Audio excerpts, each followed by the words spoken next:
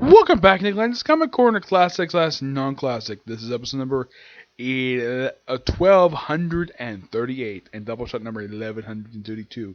I got two Marvel trades, both of whom are the finales of writers' runs, believe it or not. Yep. First up, it is Doctor Strange, Volume 4, Mr. Misery. This collects Doctor Strange, Volume 4, issues 17 and 20, and number 1. Yep, this book is the finale for Jason Aaron's very brief run of the book. Yeah, surprisingly, he was in the book for 2 years. Well, just about 2 years.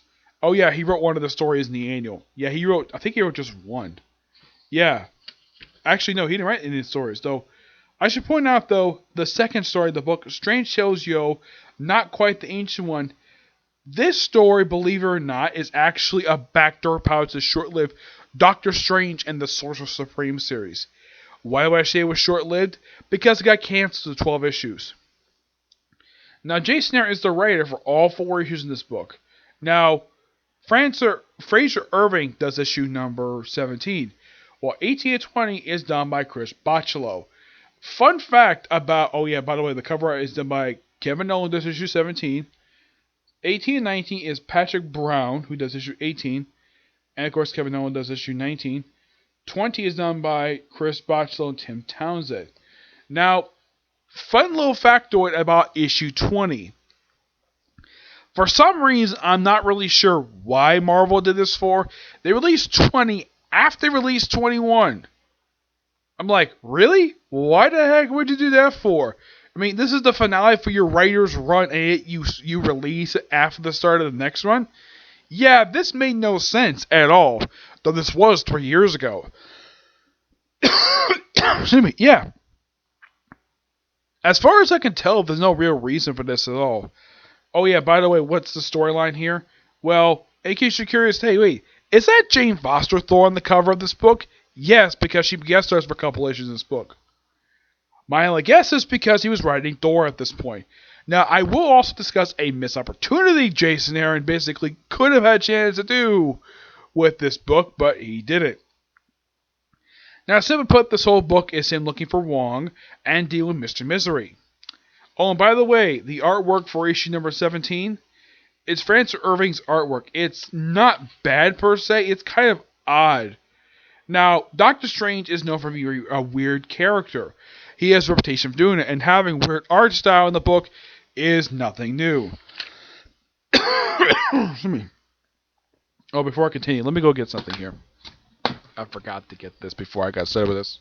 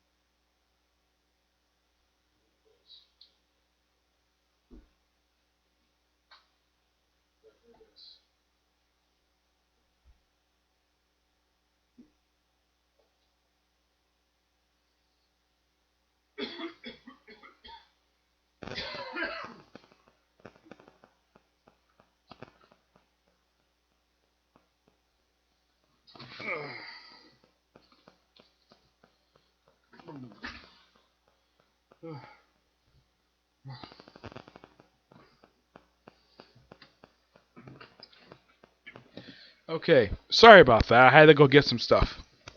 I should have done this before I saw my video, but I didn't get a chance to. So, yeah, so he's pretty much looking, there were some creatures in his house. That's basically what he does in issue 17, though at the end of the issue, he basically, oh yeah, and also for some reason, this creature decides to go after, of all people, Let's see. No, just some other character. I thought it was basically Sam Stearns, aka Leader. No, it's just some random guy named Samuel Wintergreen.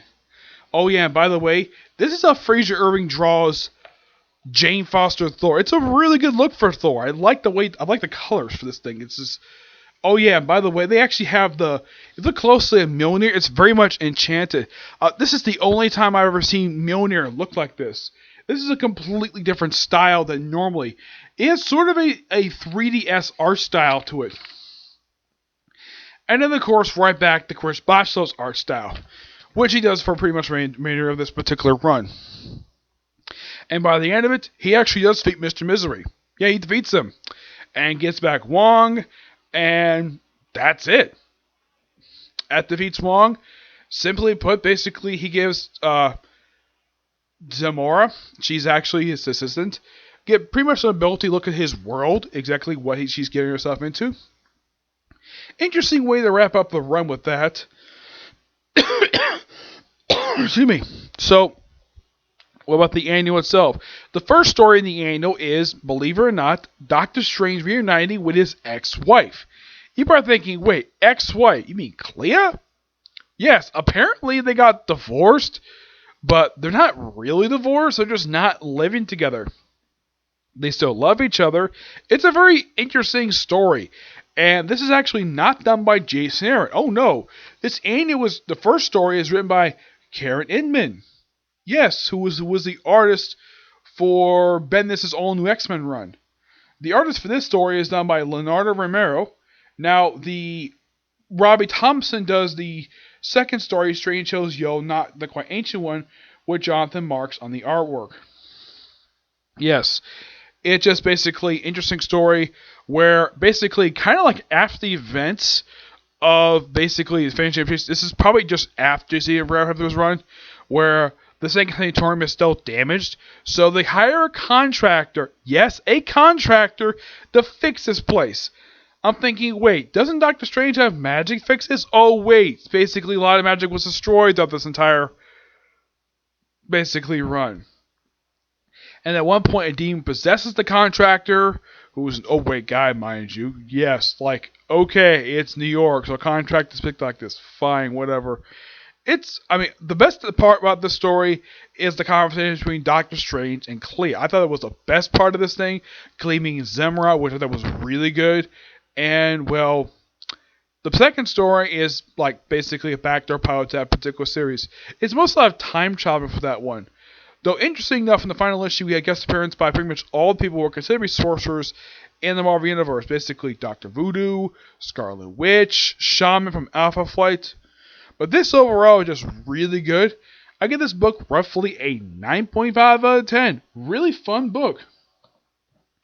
Final thoughts on this very, let's just say, not exactly very lengthy run for Thor. Oh no. Excuse me. Yeah, this run is not very long, like 20 issues. These 4 books right here, these 4 books is the entirety of Jason Aaron's run for the book. Starting here with Way of the Weird. This is where the run started with 2 years ago. Actually, 5 years ago. Yes, 5. Yeah, the book actually ended just this year, believe it or not, under its, 4th writer. And then you have The Last Days of Magic, which actually has, a one-shot dealing with this. Yeah, it's an interesting storyline they did with basically where, the magic's being destroyed. And it's Blood and Ether. Yeah, and basically, some of these books basically are not very long, mind you. Oh, no. Now, the rifle price of these books is $20. Now, the first book is 5 issues. Though I got this originally, I think it was a Free Comic did this one. I got this for half off. The original cut price of this thing was $25 for the opening trade of Doctor Strange. This is the only one I got in hardcover, believe it or not. Everything else I got a paperback. Second book, 4 issues of the series plus a one-shot. Not an annual, a one-shot. Excuse me. Volume 3 is the longest of all 4 trades, being that it contains 6 issues. And this one, that was 11, 16. This was 17 and 20, like I said before. But yes, this is pretty much the end of Jason Aaron's really good run for Doctor Strange. which makes this the third series from Jason Aaron. I have reviewed the entirety of her thinking. Third already? Yes. First one, Wolverine the X-Men. That was the very first book I fully reviewed from beginning to end. Second one was Thor. Though I haven't reviewed a couple miniseries yet, but basically main ongoing series was, yeah, he's pretty much done with Thor. And now Doctor Strange is expected to become the third series, basically, I finished his run for on this particular book. Though, yes, I've also reviewed Original Sin and War of the Realms. Two really good crossovers he did. Excuse me, yes. But now, moving on to another book, basically, we're ending the writer's run for it. This is Avengers Volume 5 by Brian Michael Bendis. No subtitle for this one. Unlike Doctor Strange has a subtitle. This one didn't. Just referred to as simply Avengers by Brian Michael Bendis Volume 5. This contains Avengers Volume 4 issues 31-34, the annual for this volume, and the New Avengers annual. Which, strange enough, they put in this book and the final trade for New Avengers. Which I thought, that was kind of weird. Why the heck would they do that for? Just cuz. Though the way they start off with the trade is with the annuals. Basically, where you have Simon Williams, aka Wonder Man, because at the start of this era, he didn't like, basically, the Avengers are coming back. So he formed his own version of Avengers, the Ravengers. Well, the Ravengers, that's basically pronounced. They're basically, the name itself, believe it or not, actually comes from the MC2 version of the characters, where they're led by the children of basically Hank Pym and Janet Von Dyne. No joke about that. That's basically what they did with it. Now, the group is comprised of Captain Ultra. Yes, a character who first appeared in the pages of Fantastic Four, and his weakness is fire. Yeah, he tried to join the fight before, went nowhere. We also have a character who is a Mark Millar character, believe it or not. Yes, I believe he is. He popped up in Marvel Knights Spider-Man number 13. He appeared technically what is considered to be for the book the last official arc for the series before it became part of a crossover with the other. There's also, let's see, there's a Sentry. No, not the Sentry, the blonde hair guy. The alien Sentry, who first appeared back in Force Works number 1. Yep. Now, of course, Simon Williams gets basically a recap of a lot of the events that's happened with the Avengers over the years. Okay, the rest of the members, okay, I've already named Captain Ultra, Sentry, no, and of course, Ethan Edward, who's also as Talith. It's basically a Quentin Tarantino reference. We also have D-Man, Anti-Venom, and Atlas. Now, D-Man. Now, why did these characters join this group? Now, Sentry, as basically pants what happened with Force Works. Captain Ultra, they don't really know what his motives are. Goliath joined because he wanted vengeance against Iron Man for the death of his uncle, which, okay. Devil Slayer, don't know what his motivations are. He's not that well, of all these characters, Devil Slayer is not that well known of all these characters. Now, fun fact about Ethan Edwards, when he first appeared in Marvel Knights 13, that was back in 2005. This came out in 2013, mind you. That was 8 years prior to the story. So after the opening story, these two annuals are the only appearance of this character. Now, Anti-Venom, it's Eddie Brock, of course. Of course, he had to have throwing Venom in there, too. Currently is Venom. D-Man, well, why is he here? Well, because he called the Avengers multiple times to offer a basic request if he can join Avengers. But apparently, they never took his calls. Atlas, because he doesn't like the Avengers. Despite the fact the guy is more associated with the Thunderbolts than with the Avengers. This character made no freaking sense to be here. Now, if you're curious to who created, basically, Atlas, originally, this is actually one of his this is actually Eric Johnson, believe it or not. Yes, this is one of his several different identities he said some of the years. His first identity he used was freaking Power Man. After he got the crap beat out by the original Power Man, Luke Cage, then he used Smuggler, then Goliath, and then Atlas. 4 different identities in 30 years. No joke about it. I believe this character, I think he was a Stan Lee character, believe it or not. Yeah, I think he was a Stan Lee creation. Either him or Roy Thomas.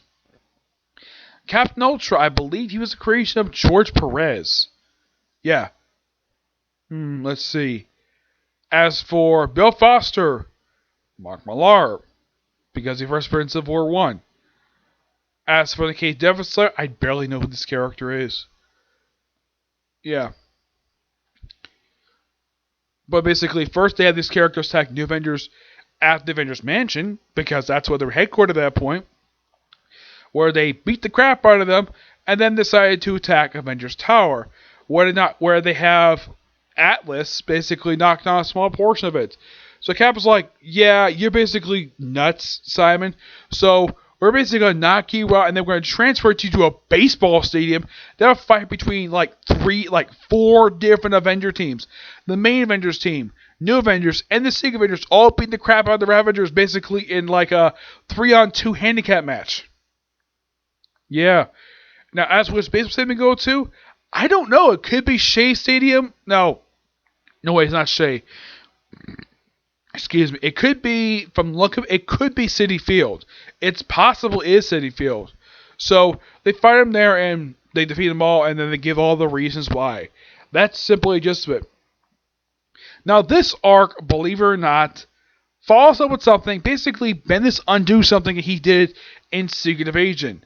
Now, this is one of 2 times I've ever seen him do this, where when he wraps up a run, he undoes something that he regretted doing during an actual event miniseries.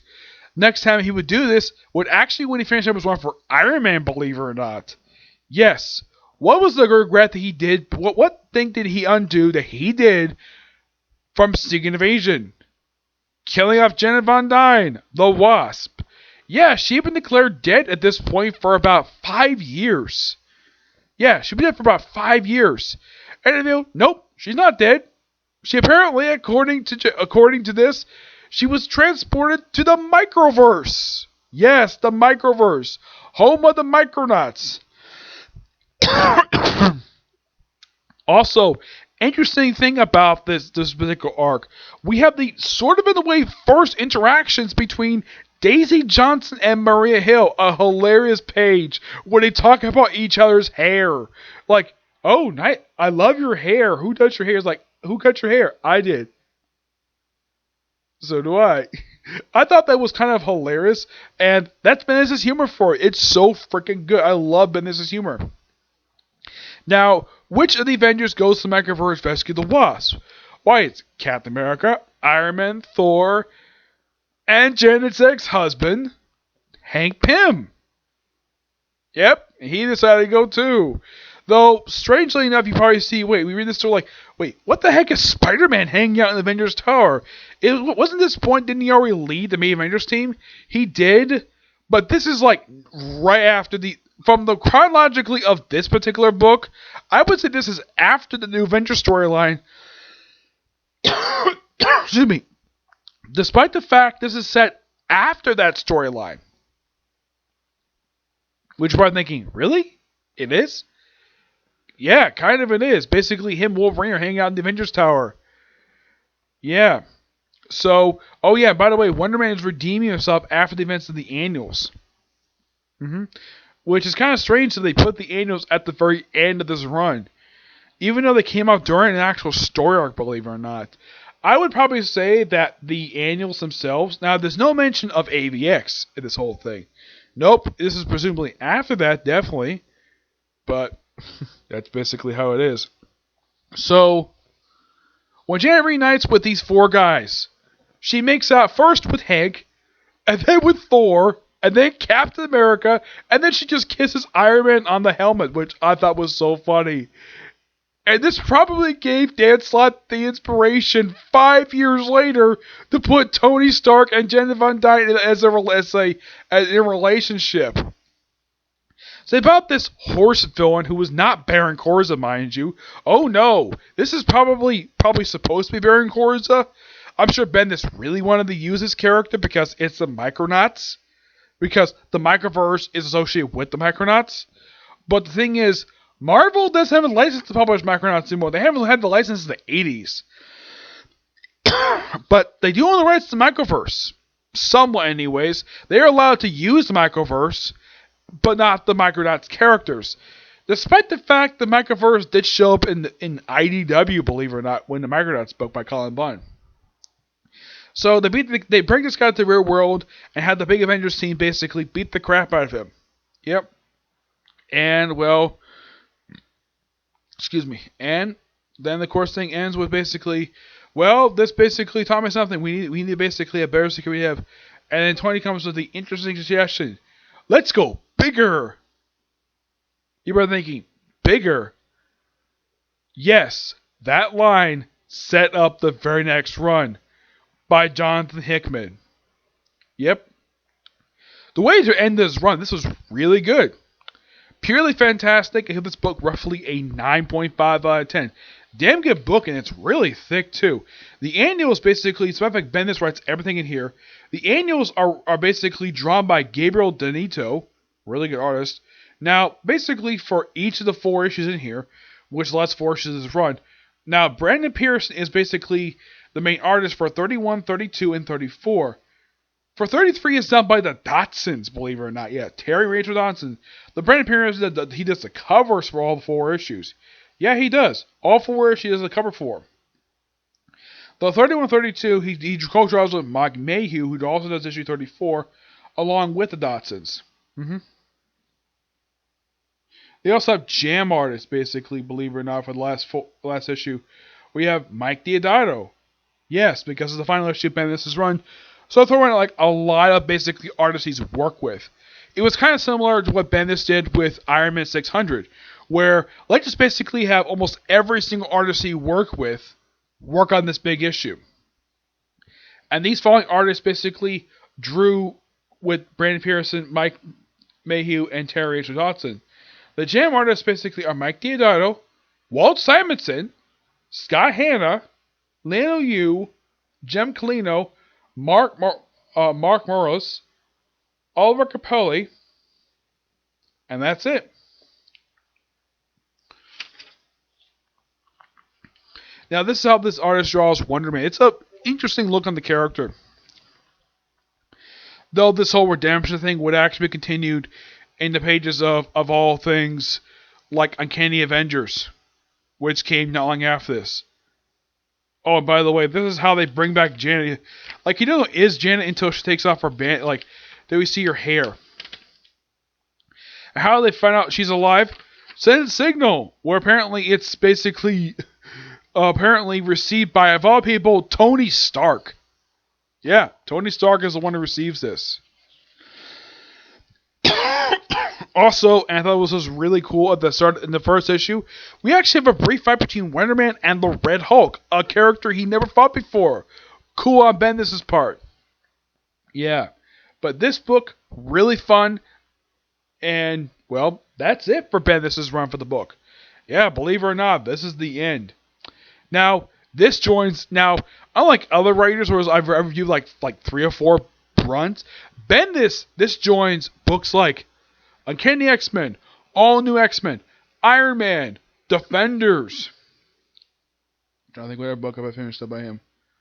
Let's see, that's an actual ongoing series. Excuse me, Avengers Assemble. So I'd say this is the 7th book I've actually finished up by him. Yeah, 7th book. Now, this run was actually not that very long. Only 34 issues. Now, I will discuss when I get a chance in my hand in New Avengers trade my final thoughts on this whole era for basically New Avengers. But let's show off the trades basically that, like, here's where it started. The very first volume, which contained the first 6 issues of the run. Which, this is the artwork in here was done by John Reed Jr. This one is the... Oh, I forgot the other one. No, that's not the second one.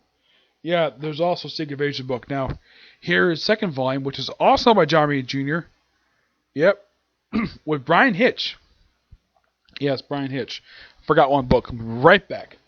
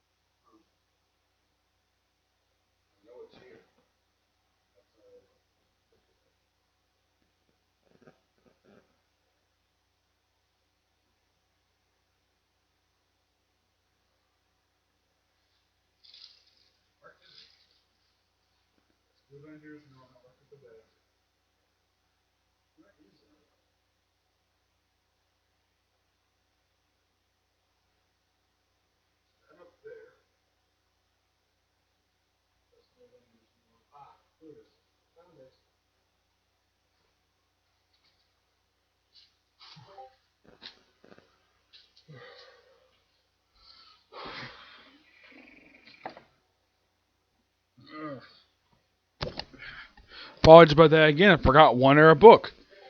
This one, yes. Why am I showing this up? Because this also contains issues from his run for Avengers. And then came this book right here. Now, you're probably thinking, wait, did I get Volume 4? Because clearly you have 1 through 3 and the Fear itself tie-in. Okay, that's fine. What about Volume 4? Well, I actually have Volume 4. In a way, I do. It's basically, the issues for it are actually in this hunking thing right here, which also has the issues for New Avengers in here as well. Yes. I reviewed this book before, so I kind of considered this basically reviewing this. When I reviewed this previously, I got done the issues that were pretty much in New Avengers, in Avengers Volume 4. So I got that done. And this here, like I said, this is the finale. Now, this run, in my opinion, was pure fun. Now, the strange thing is, David Finch does not come back to do either the end of this run or New Avengers, surprisingly. From what Finch mentioned, basically, when he talked about this, it's because him and Bendis haven't spoken in years due to the fact that, well, Finch got, well, not Finch, basically, Bendis got fed up basically with David Finch mentioned this, that he couldn't take out the criticism line. Bendis was used to this, and it was basically they had a falling out. So that's the reason why they haven't done a book in years. I think the only book they did aside from New Avengers was they worked on Moon Knight together. Yeah, they had a brief run for Moon Knight, which came out during this particular time. Yeah, they did that entire run, all 12 issues. And they haven't done a run since then. Now, Bendis himself is still writing comic books now. Currently, he's working on 3 comic books right now. Action Comics, Superman, and Young Justice. Oh, actually 4, with also Legion of Superheroes. Which, all 4 books I find to be pretty interesting. I love all 4 books. And surprisingly, he's done some miniseries of DC, but at least he is not overblown with books. Though, oddly enough, his Superman is going to end soon, and Young Justice, I believe, is releasing the last issue this month. But yes. I will discuss, basically, Bendis' entire Avengers run when I get a chance to get my hands on New Avengers Volume 4, which is going to be my end of my reviews for that particular series. But for the main book, still going to do trades for that one. But here's kind of the strange thing about this. See, when New Avengers basically was restored to Avengers number back in 2017, this one is definitely kind of part of numbering, surprisingly. And here's something quite strange, though. New Avengers Volume 1 is counted as part of numbering for... Oh, I almost forgot. There's actually a couple of books I forgot to mention. This is actually the 9th book. Yeah, because it was 2 of the ones I forgot. And that was Mighty Avengers and Dark Avengers. Yep. So, 9 ongoing series, and not many mini-series by him. No. The ones I have reviewed are Avengers Prime. I think that was Siege and Secret Invasion. Yeah, surprisingly 3. Yeah, 3 miniseries. Oh wait, there is actually one book. This is actually the 10th one because I almost forgot. I did review his run for Ultimate X-Men. So, yeah, I've done 10 books by him. Yes, 10 ongoing series where it had runs where Bendis did a run for. This is the 10th one because I almost forgot about Ultimate X-Men. So, yeah, 10. Wow, that is something for me. It is quite an accomplishment.